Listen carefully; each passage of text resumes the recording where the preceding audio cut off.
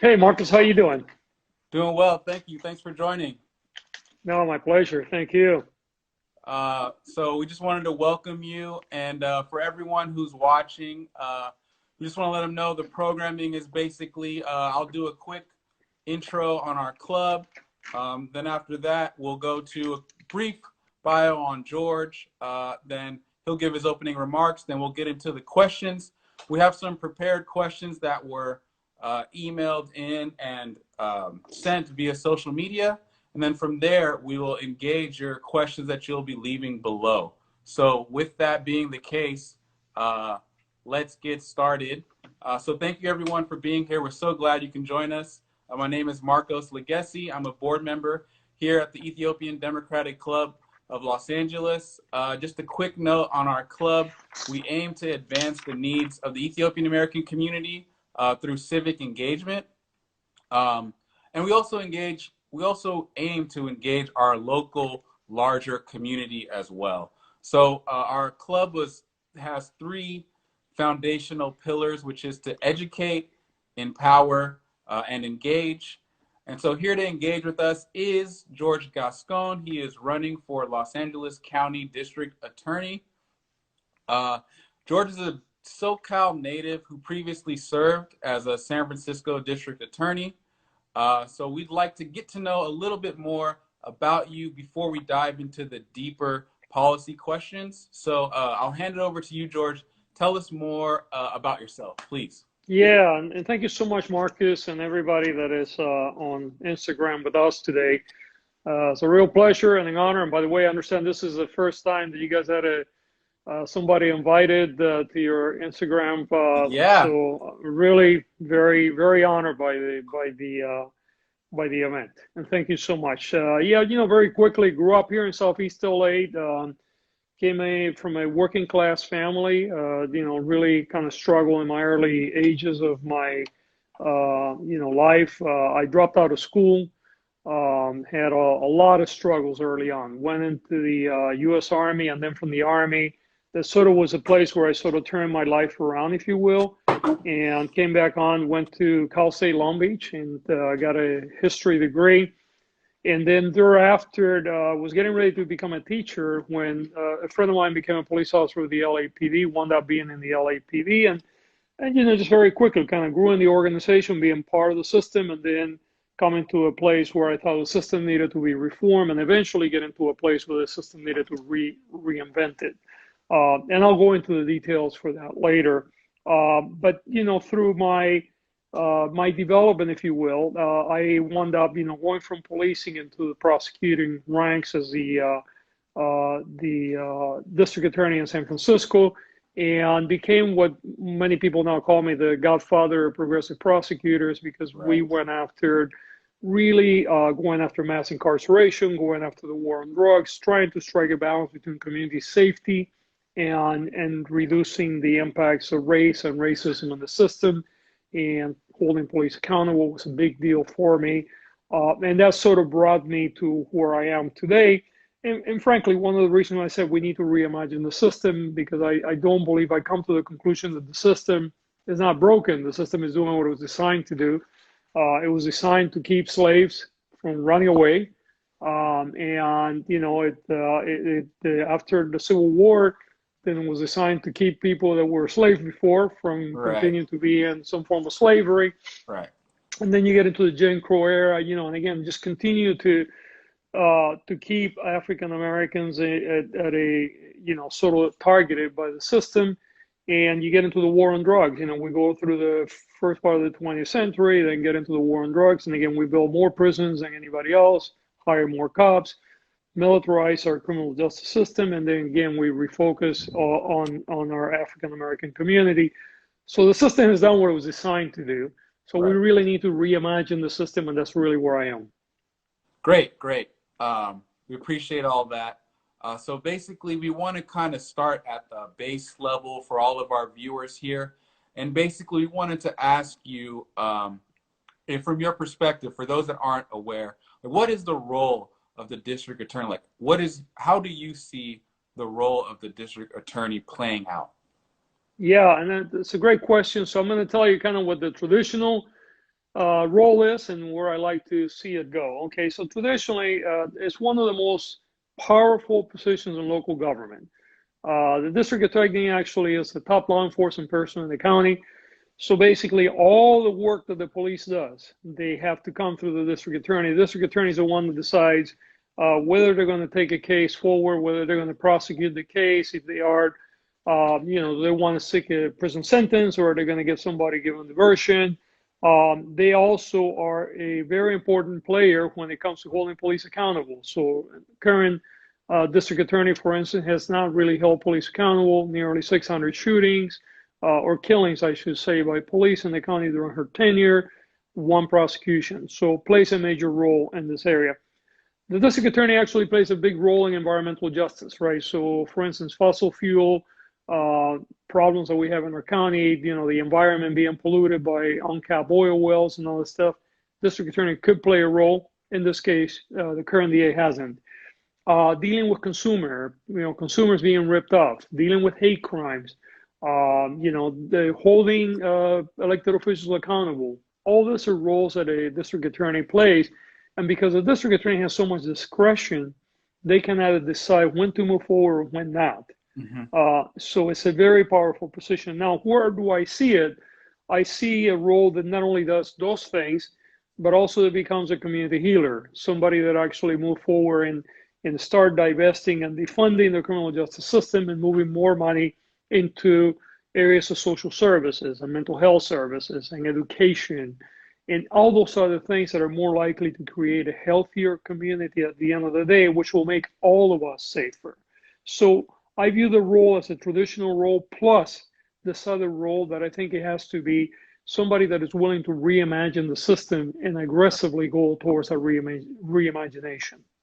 Right. And I think we've been seeing throughout the country, there's been a wave of progressive district attorneys being elected.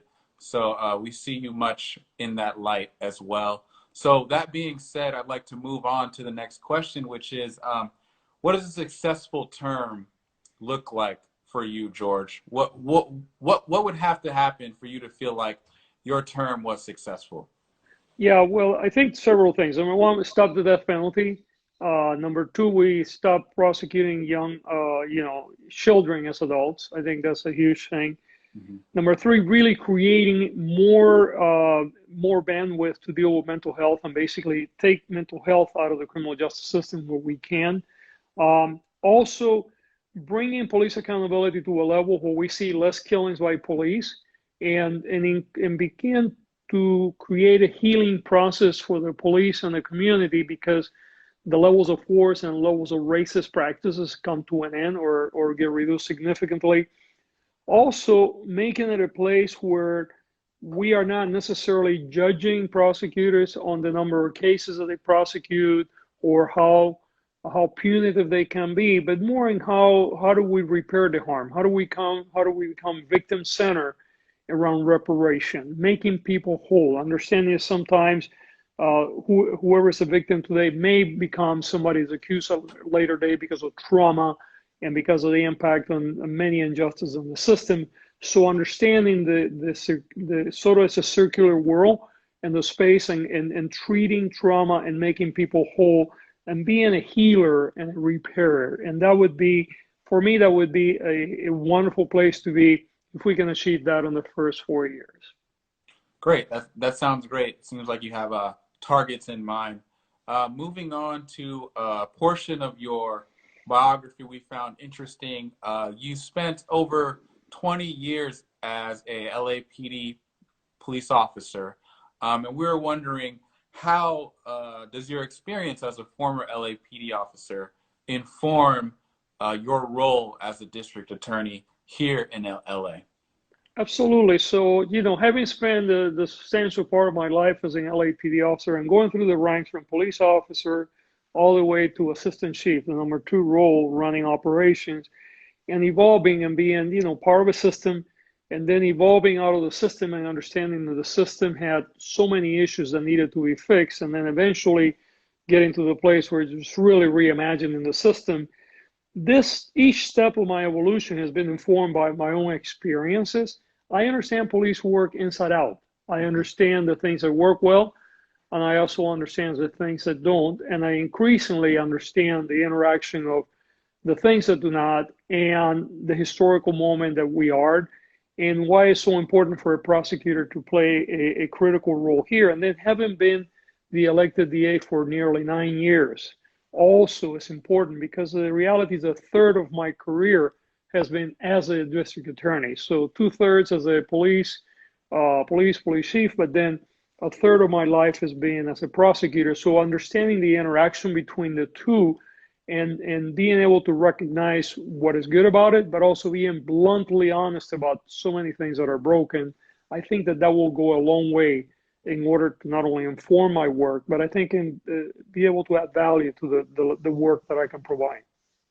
Great, great. Yeah, that'll be some interesting experience for you if were you to win this race. But speaking of you being a district attorney, we wanted to ask you about your time as San Francisco district attorney. What kinds of things went well for you, would you say, looking back on it now? And what went wrong? Yep. What about your tenure can inform your current or your pursuit of the candidate to be district attorney of LA? What are your rights? What went right? What went wrong? And Yeah. So I think, look, the things that went right is we were able to reduce incarceration substantially and actually lower crime, right? So violent crime in San Francisco went down at the same time that we were running a jail that had about 30% vacant all the time. We had the lowest per capita prison commitments of any county in comparison to LA County, where they had one of the highest prison commitment, and crime went up by 30%. So I feel that really worked well. I feel very good about many of the criminal justice reform that we engaged, like, sort of reversing the war on drugs, passing Prop 47, bringing in a level of reform where now we're bringing in about $500 million. They used to go to prisons and prison budget, and now they go every year to local communities to provide mental health services, substance abuse, things that make us a better place. I think that the areas that I didn't quite accomplish what I wanted to, I was really, especially in the latter part of my 9 years, really engaged in trying to bring reform around police use of force, and understanding the gaps in the law and how easily it is for police officers to use deadly force, and creating such a hard time in creating accountability, and then actually working at the state level to try to reform the law, and taking some steps forward, but not going quite as far as we needed to, quite frankly, because the opposition by police unions very aggressively trying to keep things the way they are. So this is certainly an area that I feel that there's a lot more work to be done. We're in a better place than we were 3 or 4 years ago, because there has been some movement in the law, right. But I think there's a lot of work that needs to be done. Right, right. So thank you for that. And you mentioned police unions just now. That's a very hot topic these days. And so I'd like to ask you that recently you pledged, according to reports, you pledged to not receive any donations from police unions. Detractors of your opponent, Jackie Lacey, the incumbent, often point to her cozy relationship with local police unions, including the largest being the LA Police Protective League, as to the reason as to why she won't charge or finds it hard to charge officers who use excessive force. We wanted to know, like, what shaped your decision in not accepting police union donations? Yeah, when I first ran for office in 2011, I took two $500 checks from police unions. And about a year into my administration, I realized that was a mistake, because we were investigating police behavior, and even though there was a very small amount of money, I just felt uncomfortable with. So by the time I ran for re-election in 2014, didn't take any money from police unions, and frankly, they were attacking me as well. And to moving forward to LA and saying absolutely will not take any police money because of an inherent conflict, and then going one step further, actually joining 3 sitting district attorneys and actually actively lobbying to create law that will prohibit district attorneys or people running for DA from taking police money and endorsements. And I think that the clear conflict, LA is just such a great example of the conflict, where you have the current DA took $2.1 million in police money during the primaries, and she continues to look the other way to police bad behavior. And they have now pledged $4 to $5 million for her on November. And again, then you look at the number of police shootings and the failure to act, in other police corruption cases, and it's hard not to draw a line and say this person is compromised by the money that she's receiving. So my goal is to make police money toxic when it comes to district attorney elections, much like we have done with tobacco money or fossil fuel money. I think there are certain things that money should not be allowed because of the conflict. And certainly I believe the police unions are in a unique place where their money on a district attorney's race compromises the entire system. Right. That is a very hot topic. And for everyone joining, if you just joined, thank you for being here. We are taking questions. You guys can leave comments here, and we will try to get to them. We have folks on our team monitoring, so we'll be able to get to those questions. So if you have one, please drop your questions.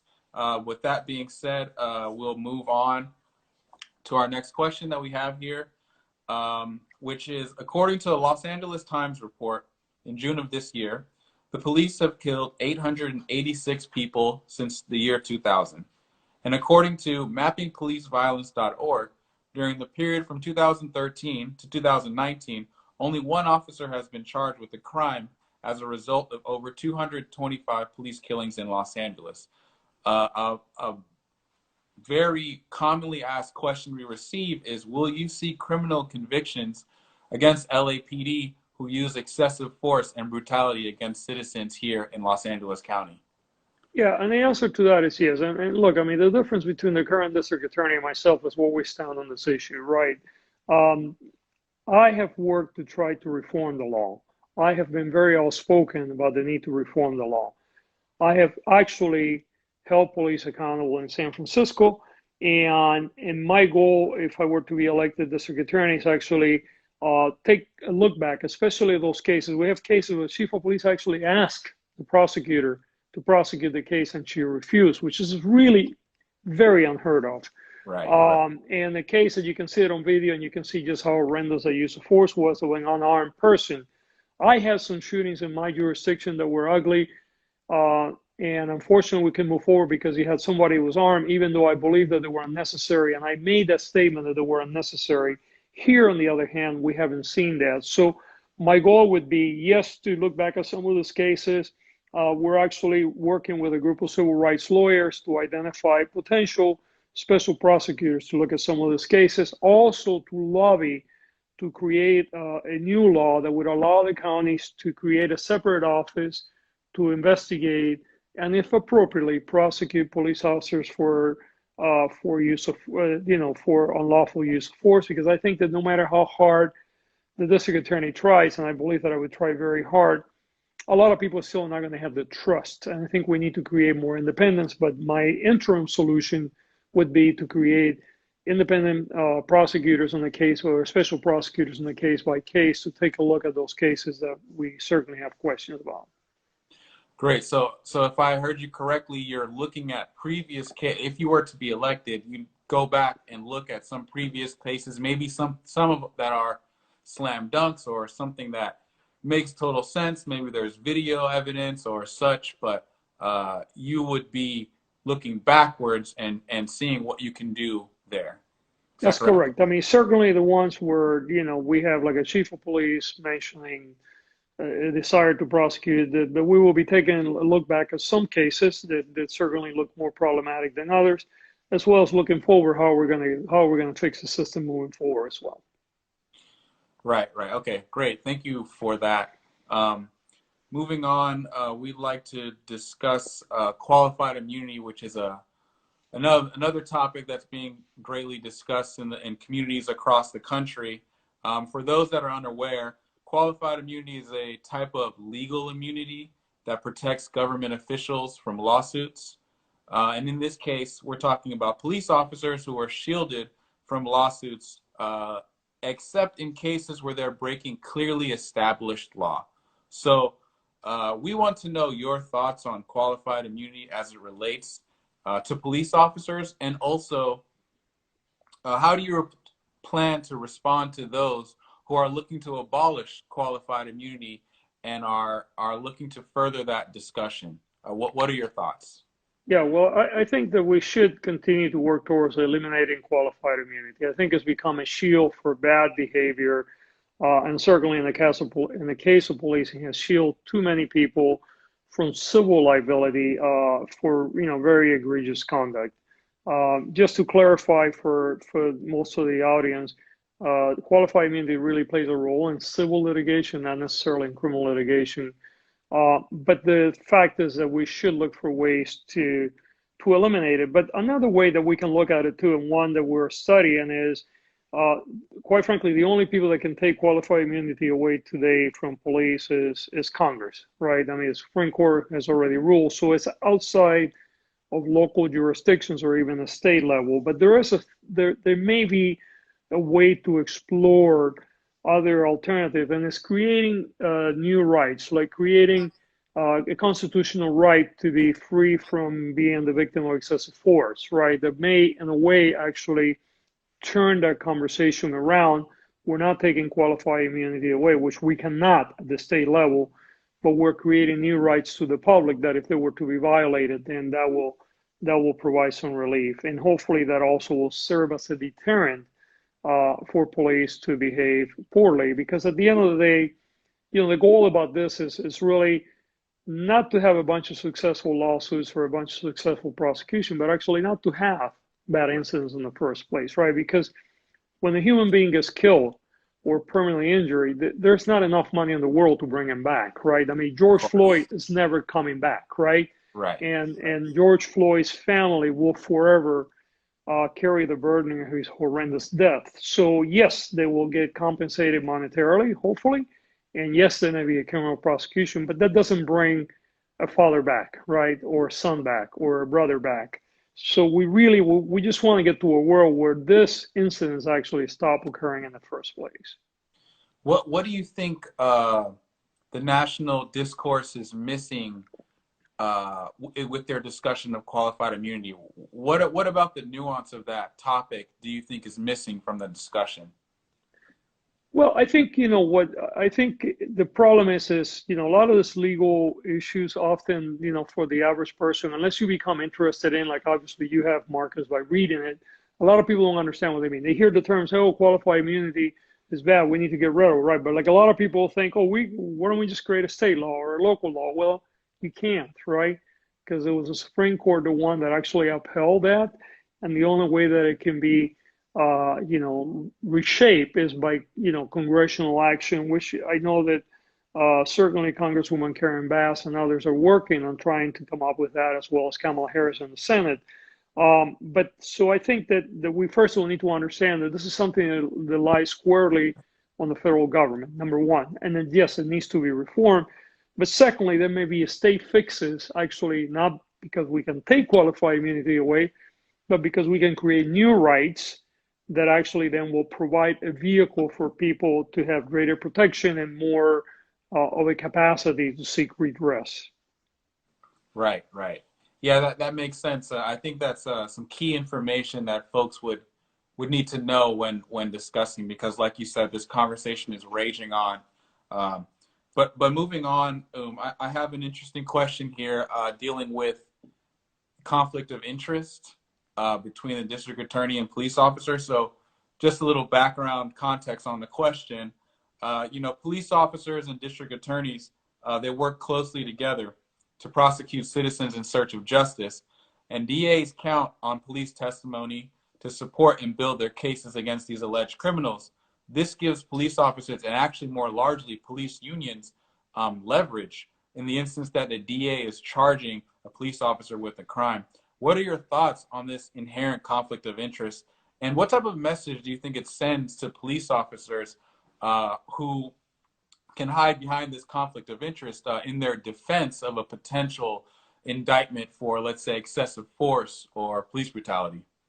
Yeah, I think first of all, that's why it's so important in what I'm trying to do with three others, to eliminate the ability for candidates or district attorneys from endorsing police, right? It reeks of impropriety and conflict. So the first thing is you have to separate that work as much as you can. Secondly, I think it's really important that as a district attorney, you be very outspoken about your zero tolerance for for police criminality at whatever the consequences of that are. And then finally, I think when it comes to police use of force, especially use of deadly force, eventually we need to find a way to take that work away from the prosecutor and create a separate office that deals with this exclusively. Because I think no matter how hard I were to try, or any other elected DA, even if you're doing all the right stuff, there's still always going to be the suspicion that you have such a close relationship on one part of your work. How can you do the other part of your work well? Right. And I think that's why it's so important to separate the two. And that's going to require legislation. That's going to require public support, because I guarantee you police unions are going to fight that tooth and nails. Why? Because they want to keep that cozy relationship with an elected DA and sort of have that umbrella of coverage for bad police behavior.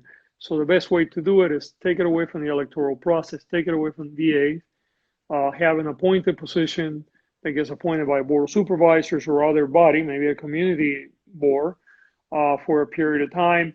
And that entity is the one that investigates police shooting from the beginning, determines whether they're lawful or not, and if they're unlawful, then they can prosecute the cases. I think that level of separation is critical for transparency and public trust.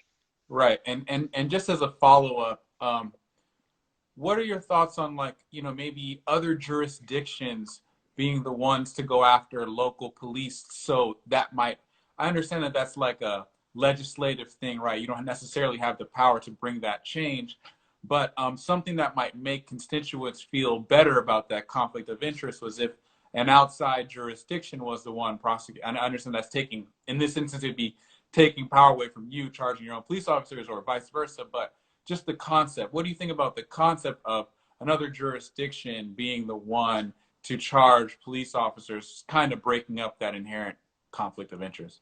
Look, I think the problem is, if let's say that you bring a district attorney from another county to prosecute here, and then I go prosecute in another county. The problem is you still have a symbiotic relationship between other parties, right?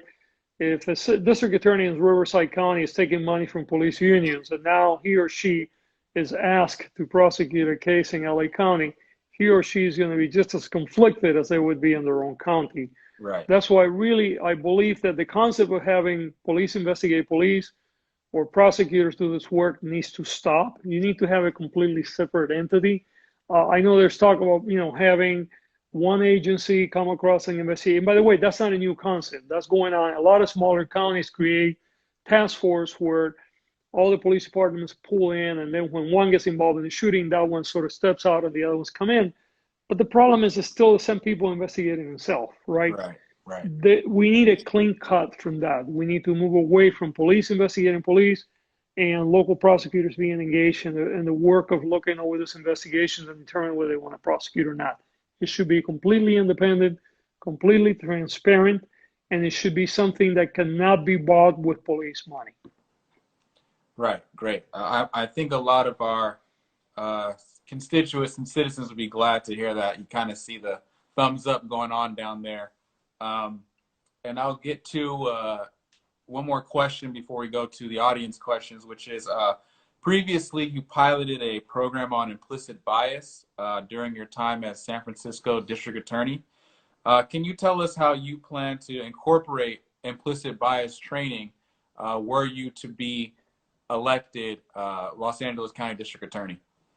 Yeah, one of the things that obviously it's always been a big concern of mine is the role that race plays in the criminal justice system. We know that African Americans disproportionately get arrested, get prosecuted, and a great part of that has to do with racism, or sometimes even implicit bias. And frankly, sometimes I think implicit bias is even more dangerous than racism. Racism, right. You can see it, you can see you can act upon it. It's on the surface, right? Exactly. Right. Implicit bias is completely under the radar. It's very hard to get your arms around it. Even people, we sometimes don't even realize that we're behaving accordingly, right? So what we did after spending a lot of time actually bringing in academics to look at our work and coming to this, determination that and I'm talking about we, it was in San Francisco, we were not necessarily discriminated, but nevertheless, we saw the impact of the work coming in and how African Americans continue to be overly represented in the system. So I looked for in looking and doing training, by the way, and coming to the conclusion that training is important, but training doesn't fix implicit bias because that's in your head, it's in your DNA, right? Right. It's where you grew up, right? So we came to the conclusion that we needed a tool to strike that out, and the tool became we sat down with the computational lab from Stanford University, and we created artificial intelligence that actually took all the police reports, and it basically went through the police report and redacted all the race and race-related information. So not only the color of the skin of the person and all that, but sometimes names, right? I mean, if you have a name like Juan Hernandez, most people are going to assume that you're dealing with Latinx, right? So taking that out, taking neighborhoods out to the extent that wasn't necessary to review the case, reviewing the case purely on the facts of the case without understanding the race of the person, and making a decision that you have to register in the system that actually locks it in. Once the prosecutor says, yes, I'm moving forward, or no, I'm not moving forward, that decision is locked. Then unmasking the report. So now you can look at videos and photos. And if you change your mind, then you would have to have a good explanation. It requires executive approval. So for instance, what would be a good reason to change your mind? You have a robbery occurred and you have conflicting descriptions as to the person that committed the robbery. Right. You have somebody in custody, but you don't know what the race of that person is, right? Yeah. And you decide, based on the conflicted information I have, I cannot move forward. You unmask the report, and you now have a video, and you show the person that was arrested as the one committing the robbery. They're holding the gun, they're making the robbery. That would be an appropriate time to say, okay, now I have enough evidence to move forward. Right. But let's say that you don't have that. Let's say that you have a video, but the video is very opaque. It's really hard to tell the face of the person, but you can obviously see the race, and now you understand the neighborhood, and you say, you know what, this robbery was committed by a green person. Mm-hmm. I know green people are more likely to commit robberies because in my experience, I know this, right? Right. You don't have to explain why. I know back here, right? Green people are more likely to commit robberies. And this is a neighborhood where green people hang around, and I got a green person here. And if I look really hard at that video, I can kind of see this green person there. I can see the shape there, right? So now you move forward. That would be an inappropriate way of moving forward. Gotcha. And that will be stopped by supervision. That case would not move forward. So basically what we're trying to do what human beings cannot do. We cannot erase our mind. We cannot erase our, yes, you can become aware of them and try to manage them, but you can't take them away. So you have this technology that comes in and blocks it off. Gotcha. Thank you. That's a great answer. And again, using, as we get more high tech, right, as life moves on, including those into the way that you work will be fundamental. So it's great to see that you're already taking that approach. Moving on to an audience question that we have coming in from Ebony at Ebony Does It All. Will you make changes to the corrupt conviction review unit Jackie Lacey formed? This unit was built not to find true justice, but to cover up police misconduct, mainly police coercion and misconduct by the DA's office. What changes will you be able to hold officers accountable? Yeah, so Ebony, actually, you raise a really important point, because I call a conviction review unit the unit that was assigned to make sure that the conviction stay. There was not a review to try to find the facts and release people that were wrongfully convicted. So that unit will receive a major overhaul because it needs to be a true conviction review unit. I would be working with people from the Innocence Project. In fact, we've talked to the people in Loyola and others to gain their assistance in order to create a true conviction review unit, and not one that is out there to justify bad behavior, but one that is out there to seek what the facts are and go where the facts are. And if it was a wrongful conviction, then you should own up to it. You should release people quickly. By the way, I think another part that is horrendous about the conviction review unit in this county is that not only do they hide the facts often, but even when they've had cases where they clearly know that a person is innocent or wrongfully convicted, they'll drag it on for a long time and keep somebody in prison for years, even after they know that a case should have been unwound. And I think that that is immoral, and that has to stop. Got you. Yeah. Okay. We'll be moving on to another question from No Cam Diaz. During your time as LAPD cop, did you ever witness anti-Black police brutality? And if so, how did you intervene? Yes, I did, and that was in a combination of forms, right? I definitely, as a police supervisor and a manager, I had to deal with cases that clearly involve race-based brutality. And by the way, not only against Black people, but I saw it against Latinos as well. I saw it against LGBTQ members of the community. So I had to deal with disciplinary processes and this that led up to including termination. And then as a district attorney in San Francisco, I actually came across what became one of the worst cases that we had, where we had a group of officers that were trading text messages that were extremely racist and very homophobic, and actually trying to get support from the board of supervisors to have funding to investigate and not being able to get it, having to create a separate blue ribbon panel and getting pro bono attorneys to help us in having to overturn something, or having to review 4,000 convictions and overturn hundreds of convictions. So I've done this work before, and I will continue to do it. And it's a constant that you have to learn to look not only for the overt signs, but you have to look for the subtle signs about police work. Got you. Great. I think at this point it would be hard to have a discussion without addressing the global pandemic, what's going on.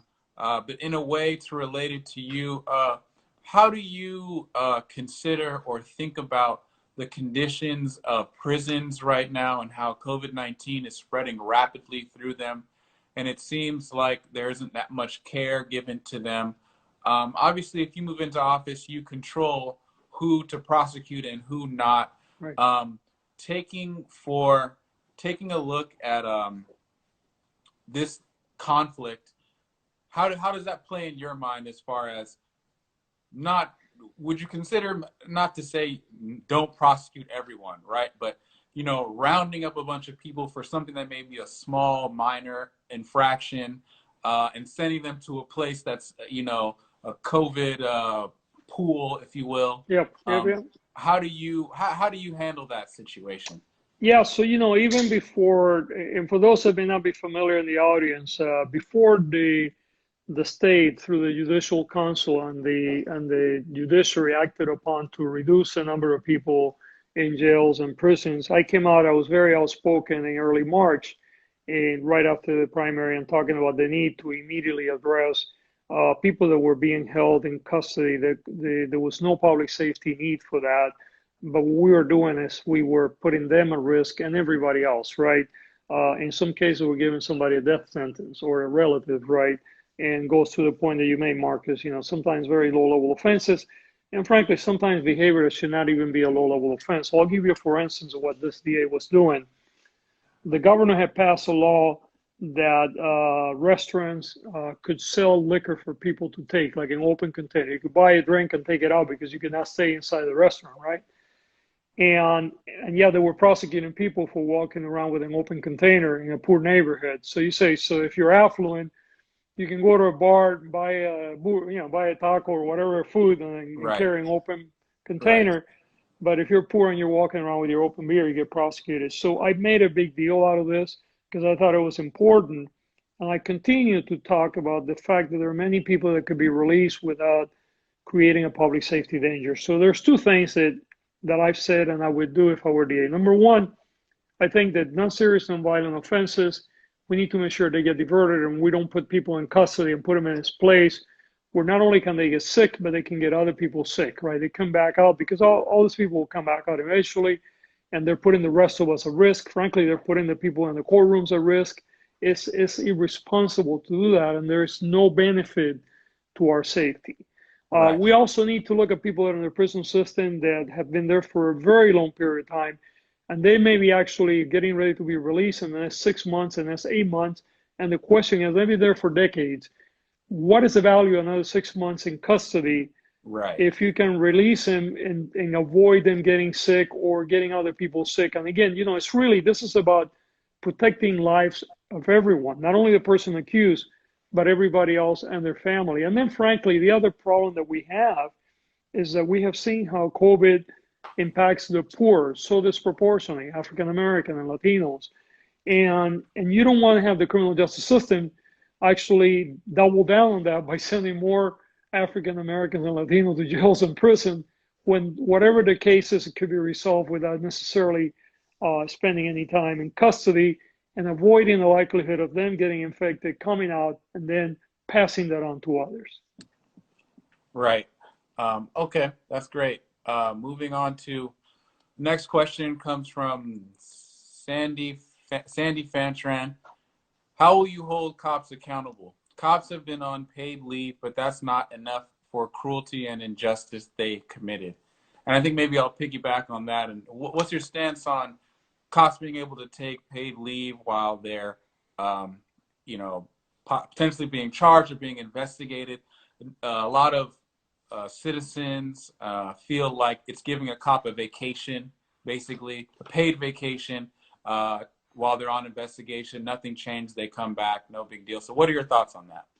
Well, I mean, here's what you really have to look beyond the district attorney. You have to start looking at, the mayors and city councils and board supervisors, because these are really part of negotiated contracts with police unions that allow, sometimes police officers pending investigations to be relieved with pay, which is beyond the control of the district attorney. So while I may say I find it distasteful that somebody's being investigated criminal, in the meantime they're out there for months or weeks collecting full pay. Unfortunately, that's driven by a combination of state law and local contracts. So this is why it's so important that when you're voting, if you care about these issues, that you look and see where people stand and what they're doing about it. Are they taking money from police unions, right? Because it's beyond, obviously I'm talking about district attorneys, but you got to look at other elected officials that are taking hundreds of thousands of dollars from police unions. And then there are the same people that are negotiating contracts and giving the sweetheart contracts that take so much money away from other services, Right. Up to and including those paid leave while a case is being investigated. Right. Yeah. And I think I would just mention, I saw a previous discussion that talked about how if you have, in LA's big, so it's not necessarily LA, but smaller cities throughout the country may have cops that live in other communities. So when a lot of the city budget goes to police, they spend those dollars outside of those communities, which means that that's not a good investment for that community. That cop is taking that large salary, which is a large part of that city budget, and spending it in another city. So, there's a lot that can be done when it comes to, I think, police budgets. I just thought I'd add that in there. Our next question is coming from Regulator 35, who says, how will you handle the discrepancy in sentencing terms for people of color versus non-people of colors who commit the same crime? Yeah, and that really goes to a combination of systemic racism and biases, right? And first of all, overall, we need to lower sentencing period, right? There is no utility in large, sending people to prisons for multiple decades. Increasingly has been shown scientifically that doesn't make us any safer, but it's very expensive, number one. Number two, I think that's where you have to be really intentional about the work that we do to make sure that people that are equally situated are going to be treated equally, regardless of the color of the skin or what their socioeconomic status is. Right. So that requires a lot of intentionality in the structure, which I'm very committed to doing. And I've done the work before and will continue to do it, and continue to learn and evolve and finding more ways to ensure that we reduce the impact of the legacy of racism. So for instance, one of the areas that I would have a huge impact is enhancements, right? Like gang enhancements or prior conviction enhancements, which generally are visited upon poor people of color. So you may have two individuals that commit a fairly low level offense. One is white, one happens to be black. But the black person, even though the same offense, but the black person had a prior history. Mm-hmm. So now you tag all the enhancements, and Right. the white person walks away and the black person goes to prison. I have made a commitment that we would not use what we call status enhancements. So like gang enhancements and all that will go off the door. We would be judging you and your behavior at the time and whatever that is, and we will look at the consequences and the accountability through that process and not tag on more and more and more to the other end, which generally results in the discrepancies the regulator was mentioning. Got you. I think we're gonna try. We know you have a hard out at 5:30. I think we're gonna try and get two questions in, if you don't mind being a little bit more No, brief. We feel remiss to not address homelessness, which is a huge crisis in Los Angeles. And so, according to an NPR report from last month, LA County's annual homeless count reached 66,433 people who now live on the streets, in shelters, and in vehicles within the county. That's up 12.7% from 2019, and we know a lot. The coronavirus has a lot to do with that. What sort of changes do you believe you can help implement in the traditional criminal justice system to decriminalize homelessness? yeah, well, I mean, some of the things that we can do, and that's already been said by others, you know, there's studies that show that actually behavioral prosecutors in this county actually create homelessness, right? So you take a poor person and they commit a very low level offense, they cannot afford to pay bail, they're held in jail for several days, they lose employment, then they get released, and now they don't have any money to pay rent and they get evicted and they're homeless, right? So what we have to first of all make sure that through our behavior we're not increasing homelessness by getting poor people in a place that they lose their job and lose their home. Number one. Number two, we have to make sure that behavior that is clearly consistent with being homeless and poor is not criminalized, right? So often we're criminalizing people for trespassing or perhaps urinating in public. Well, if you're a homeless person, you may not find a bathroom, right? So yeah, I may not like the fact that you're urinating in public, but if you don't have a bathroom to go to, you Right. can't even walk into a Starbucks because they're not going to give you the passcode to the bathroom. Right. Right. You need to go somewhere, and that might be behind a tree or something like that, or if you happen to pitch a tent in the sidewalk or something that yeah, it's inconvenient for the rest of us, but get what, that person doesn't have any place else to go. We need to look for different solutions to that. That should not be the criminal justice system. That should be social services, mental health services, Right. substance abuse services. Right. We need to decouple that from the criminal justice system. A Yeah. concrete box in a jail should never be a solution to housing. Absolutely. And I think, studies can show, and everyone sort of more so understands now that the rehabilitation part about folks going to prison, it seems less so these days. And I think everyone's just Yeah, looking for compassion for folks who may have been hard on their luck. You know, yeah, we don't know where the end of this coronavirus is going to take us, but there could be way more homeless people than there were before. Maybe folks that absolutely. have nice jobs or had nice jobs now may be homeless. I think it seems like folks are looking for compassion and understanding when it comes to homeless folks who don't, have much at that moment. Absolutely. And with that being said, I think we'll get you out the door on this last question, which is, in a way, a sort of summary, which is, what are your top three priorities for your term? What will you prioritize if and when you get into office? Well, I think, police accountability is really at the top of the list. We really have to get our arms around police accountability for everyone's sake, right? Yeah. And we need to stop the corruption of police union and police money coming into the district attorney's office. That has to stop. Right. I think that we also have to start decoupling the system from incarcerating people just simply because they're poor, right? And Right. that requires that we be very intentional about how we do our work. There are many other things like, ending the death penalty, stop prosecuting juveniles as adults, dealing with mental health through a public health lens, not a criminal justice lens. those are some of the major ticket items that I'm going to be taking a very hard look at. Got you. Okay. We still have a couple more minutes, so I can ask you something else. But Yeah. again, we just want to thank you for your time. We also would like to look forward to having you back on, whether we're in this COVID environment or whatnot, closer to the election time, because we know that's important as well. So I guess we'll give you the floor for any closing remarks that you have in our few minutes that we have left with you. Absolutely. First of all, thank everyone. It's really an honor, especially being on the first Instagram Live with you guys. This is a race that is going to be really critical. We're a historical moment where we can bring a different reality to our system. We can begin to reimagine police accountability. We can begin to reimagine how do we are victim-centered, how we stop being punitive and become restorative and repairing our harm. And my goal is to bring those things to the table, but none of that would occur unless people vote.